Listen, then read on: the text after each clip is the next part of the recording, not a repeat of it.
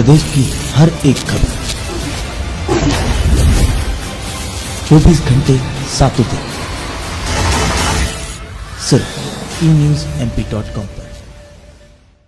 नमस्कार, आप देख रहे हैं ई न्यूज एमपी और मैं हूं आपके साथ अनुपमा खोबरे। और बढ़ते इस वक्त की खास खबर की ओर। सीधी जिले के पूर्व सांसद गोविंद मिश्र और पूर्व विधायक के सिंह भंवर साहब ने की मुलाकात। इन दोनों नेताओं की सोशल मीडिया में पिक्चर वायरल के बाद राजनीति के गलियारे के तरह तरह की चर्चाओं का बाजार गर्म है। बहरहाल सेमरिया गढ़ी में दोनों नेताओं की मुलाकात के पीछे जरूर कोई खास बात हो सकती है।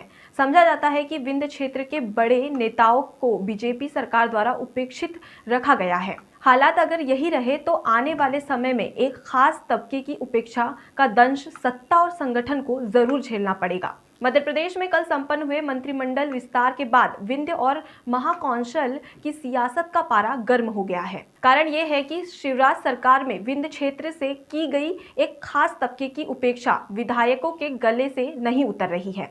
अंदर ही अंदर अब खिचड़ी पकना शुरू हो गई है। जी हाँ, हम बात कर रहे हैं महाकौशल और विंध्य के विधायकों की, जो अब किसी न किसी माध्यम से मुखर होने लगे हैं। पूर्व मंत्री रहे अजय विश्नोई ने ट्वीट कर प्रदेश की राजनीति में उछाल ला दिया है। अपनी मन की व्यथा व्यक्त करते हुए ट्वीट किया है कि महाकौशल के 13 भाजपा विधायकों में से एक और विंध्य क्षेत्र से 18 विधायकों में से एक को राज्य मंत्री बनाने का सौभाग्य मिला है। महाकौशल और विंध्य अब फड़फड़ा सकते हैं लेकिन उड़ नहीं सकते। महाकौशल और विंध्य को अब खुशामद करते रहना होगा।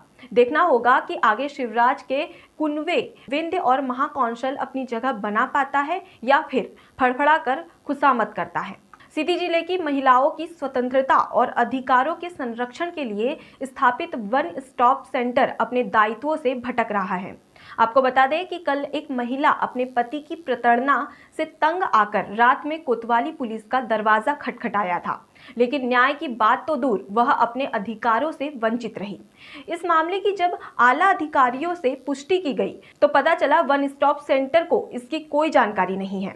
रात में फरियादी महिला को न्याय के साथ साथ आत्मरक्षा का दायित्व भी पुलिस को करना चाहिए था, लेकिन वह अपने दायित्वों से विमुख रही। सीधी जिले में बिजली विभाग कंपनियों द्वारा गांव में केबलीकरण तो कर दिया गया, लेकिन जमीनी हकीकत देखी जाए तो केबलीकरण के करोड़ों अरबों रुपए पेपर में ही खेल रहे हैं। जब गांव के लोगों को तार खरीदकर 400-500 मीटर की लीड लगाना पड़ रहा है तो विभाग द्वारा नाममात्र का केबल क्यों दिखाया गया? ग्रामीण राजेश साकेत की माने तो करीब 4 से 5 वर्ष बीत गए हैं। ऐसे ही केबल का तार बिछा दिया गया है। इस केबल में यदि करंट अचानक कहीं से आता है तो घर, परिवार, जान माल को हमेशा खतरा बना रहता है। इस केबल के तार की कई बार अधिकारियों से शिकायत की गई। महीने में बिजली का बिल भी भर रहे, लेकिन गरीबों की सुनने वाला कोई नहीं। चिकित्सा शिक्षा मंत्री विश्वास सारंग ने जीएमसी और हमीदिया अस्पताल का निरीक्षण किया। नई बिल्डिंग के निर्माण में बाधक बन रही एक बिल्डिंग को मंत्री सारंग ने अस्पताल प्रबंधन को गिराने का निर्देश दिया।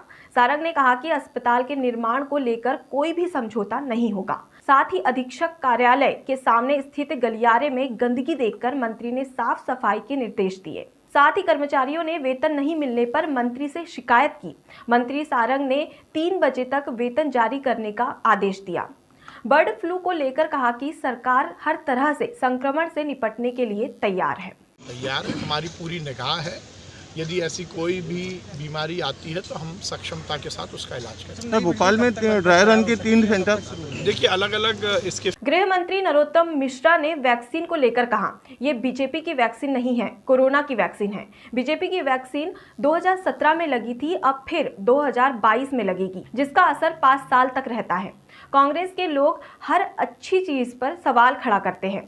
पहले सेना पर सवाल, अब वैक्सीन पर सवाल खड़ा कर दिया। मंत्री ने बिजली विभाग की तरफ से पुलिस थाने बनाए जाने के प्रस्ताव पर कहा, बिजली विभाग के कर्मियों पर आए दिन हमले होते जाते हैं।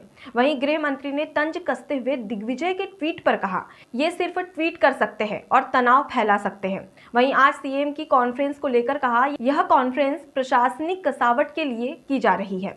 मंत्री ने बर्ड फ्लू पर बात करते हुए कहा कि पूरे देश के अलग अलग राज्यों से जानकारी आ रही है।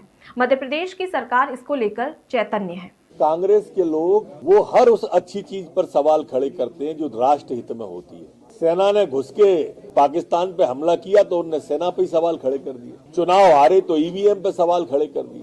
अब विश्व के अंदर भाजपा की कोरोना के बारे में धाक जमी तो वैक्सीन पे सवाल खड़े कर दिए। ये सवाली और बवाली लोग हैं। फिलहाल के लिए इतना ही। खबरों में बने रहने के लिए देखते रहिए E-News MP। नमस्कार।